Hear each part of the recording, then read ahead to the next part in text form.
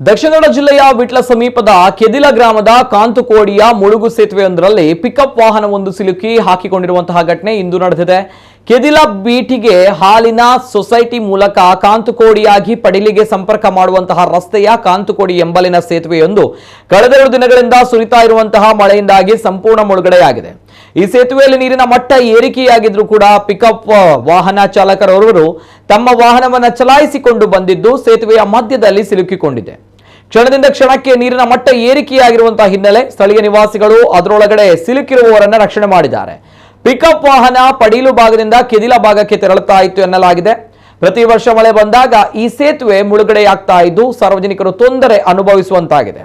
ಗ್ರಾಮ ಪಂಚಾಯತ್ನಿಂದ ಪ್ರತಿ ವರ್ಷ ಮಳೆಗಾಲದ ಸಂದರ್ಭ ಜೆಸಿಬಿ ತರಿಸಿ ಸೇತುವೆಯ ಕೆಳಭಾಗದಲ್ಲಿರುವಂತಹ ಕಸಗಳನ್ನು ಕ್ಲೀನಿಂಗ್ ಮಾಡಲಾಗ್ತಾ ಇದೆ.